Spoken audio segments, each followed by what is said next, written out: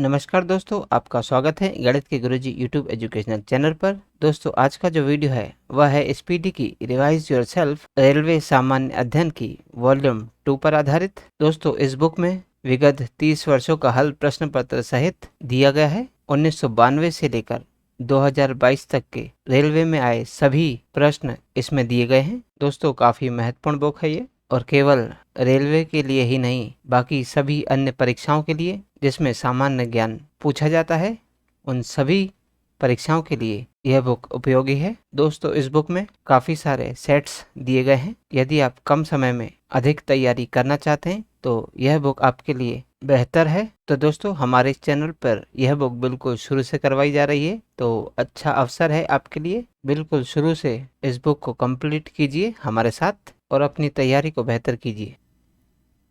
तो दोस्तों, आज हम करेंगे एसपीडी की रिवाइज योरसेल्फ प्रश्न संख्या 94, यानी कि सेट नंबर 94। तो चलिए दोस्तों, फिर शुरू करते हैं। पहला प्रश्न है, बंगाल का प्राचीन नाम क्या था? दोस्तों, बंगाल का प्राचीन नाम था गौड़। अगला प्रश्न, प्रश्न नंबर 2, ईस्ट इंडिया कंपनी की स्थापना के समय भारत में किस मुगल शासक का शासन था? दोस्तों, ईस्ट इंडिया कंपनी की स्थापना के समय भारत में अकबर मुगल शासक का शासन था। अगला प्रश्न, प्रश्न नंबर 3, विश्व जल दिवस कब मनाया जाता है?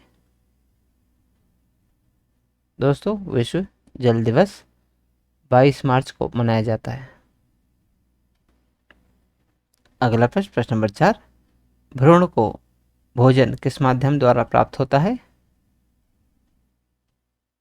दोस्तों, भ्रूण को भोजन गर्भनाल के माध्यम से प्राप्त होता है। अगला प्रश्न, प्रश्न नंबर 5, हैदराबाद किस नदी के किनारे स्थित है? दोस्तों, हैदराबाद मूसी नदी के किनारे स्थित है। अगला प्रश्न, प्रश्न नंबर 6, पुष्टि मार्ग के दर्शन की स्थापना किसने की? दोस्तों, पुष्टि मार्ग के दर्शन की स्थापना वल्लभाचार्य ने की थी। अगला प्रश्न, प्रश्न नंबर 7, विटामिन ए का रासायनिक नाम क्या है? दोस्तों, विटामिन ए का रासायनिक नाम है रेटिनॉल। अगला प्रश्न, प्रश्न नंबर 8, मूंगफली का सर्वाधिक उत्पादक देश कौन सा है? दोस्तों, मूंगफली का सर्वाधिक उत्पादक देश है भारत। अगला प्रश्न, प्रश्न नंबर 9, रेबीज नामक बीमारी किस जानवर के काटने से होती है? दोस्तों, रेबीज नामक बीमारी कुत्ते के काटने से होती है। अगला प्रश्न, प्रश्न नंबर 10, बादशाह गाजी की उपाधि किस मुगल शासक ने धारण की थी? दोस्तों, बादशाह गाजी की उपाधि औरंगजेब ने धारण की थी। अगला प्रश्न, प्रश्न नंबर 11, भारत का राष्ट्रीय कैलेंडर किस पर आधारित है? दोस्तों, भारत का राष्ट्रीय कैलेंडर शक संवत पर आधारित है। अगला प्रश्न, प्रश्न नंबर 12, रक्त वाहिनियों में रक्त को न जमने देने वाला पदार्थ कौन सा है? दोस्तों, रक्त वाहिनियों में रक्त को न जमने देने वाला पदार्थ है हेपेरिन। अगला प्रश्न, प्रश्न नंबर 13, सोमपेंस कहाँ के आदिवासी हैं? दोस्तों, सोमपेंस निकोबार द्वीप समूह के आदिवासी हैं।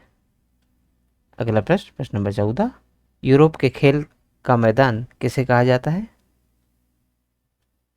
दोस्तों, यूरोप के खेल का मैदान स्विट्जरलैंड को कहा जाता है। अगला प्रश्न, प्रश्न नंबर 15, भूमध्य सागरीय प्रदेशों में पेड़ों पर चढ़ी लताओं को क्या कहते हैं? दोस्तों, भूमध्य सागरीय प्रदेशों में पेड़ों पर चढ़ी लताओं को लियाना कहते हैं। अगला प्रश्न, प्रश्न नंबर 16, मानव शरीर की सबसे बड़ी ग्रंथि कौन सी है? दोस्तों, मानव शरीर की सबसे बड़ी ग्रंथि है यकृत ग्रंथि। अगला प्रश्न, प्रश्न नंबर 17, सद्भावना दिवस कब मनाया जाता है? दोस्तों, सद्भावना दिवस 20 अगस्त को मनाया जाता है। अगला प्रश्न, प्रश्न नंबर 18, भारत का राष्ट्रीय वृक्ष क्या है? दोस्तों, भारत का राष्ट्रीय वृक्ष है वट यानी कि बरगद। अगला प्रश्न, प्रश्न नंबर 19, नाना साहेब के नाम से कौन प्रसिद्ध थे? दोस्तों, नाना साहेब के नाम से बालाजी बाजीराव प्रसिद्ध थे। अगला प्रश्न, प्रश्न नंबर 20, भारत के महान्यायवादी की नियुक्ति कौन करता है? दोस्तों, भारत के महान्यायवादी की नियुक्ति राष्ट्रपति करता है। अगला प्रश्न, प्रश्न नंबर 21, फ्रांसीसी क्रांति किस वर्ष हुई थी? दोस्तों, फ्रांसीसी क्रांति 1789 में हुई थी। अगला प्रश्न, प्रश्न नंबर 22, नदियों, तालाबों आदि में पाए जाने वाले जलीय हरे पौधों को क्या कहा जाता है? दोस्तों, नदियों, तालाबों आदि में पाए जाने वाले जलीय हरे पौधों को शैवाल कहा जाता है। अगला प्रश्न, प्रश्न नंबर 23, भारत का नेपोलियन किसे कहा जाता है? दोस्तों, भारत का नेपोलियन समुद्रगुप्त को कहा जाता है। अगला प्रश्न, प्रश्न नंबर 24, वेदों में संपूर्ण सच्चाई निहित है, ये किसका कथन है? दोस्तों, वेदों में संपूर्ण सच्चाई निहित है, यह कथन है दयानंद सरस्वती जी का। अगला प्रश्न, प्रश्न नंबर 25, बाल्टिक समुद्र को उत्तरी समुद्र से मिलाने वाली नहर कौन सी है? दोस्तों, बाल्टिक समुद्र को उत्तरी समुद्र से मिलाने वाली नहर कील नहर है। अगला प्रश्न, प्रश्न नंबर 26, निकट दृष्टि दोष को किस लेंस द्वारा ठीक किया जाता है? दोस्तों, निकट दृष्टि दोष को अवतल लेंस द्वारा ठीक किया जाता है। अगला प्रश्न, प्रश्न नंबर 27, भारत का राष्ट्रीय नारा क्या है? दोस्तों, भारत का राष्ट्रीय नारा है सत्यमेव जयते। अगला प्रश्न, प्रश्न नंबर 28, उड़ते हुए वायुयान की ऊंचाई मापने के लिए किस यंत्र का प्रयोग किया जाता है? दोस्तों, उड़ते हुए वायुयान की ऊंचाई मापने के लिए अल्टीमीटर यंत्र का प्रयोग किया जाता है। अगला प्रश्न, प्रश्न नंबर 29, शिलादित्य की उपाधि किस हिंदू शासक ने धारण की थी? दोस्तों, शिलादित्य की उपाधि हर्षवर्धन शासक ने धारण की थी। अगला प्रश्न, प्रश्न नंबर 30, भारत की राष्ट्रीय लिपि कौन सी है? दोस्तों, भारत की राष्ट्रीय लिपि है देवनागरी लिपि। अगला प्रश्न, प्रश्न नंबर 31, चंद्रगुप्त मौर्य ने अपना अंतिम समय कहाँ बिताया?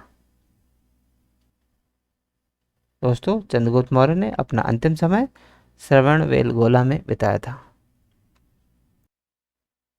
अगला प्रश्न, प्रश्न नंबर 32, कोयला किस चट्टान में पाया जाता है?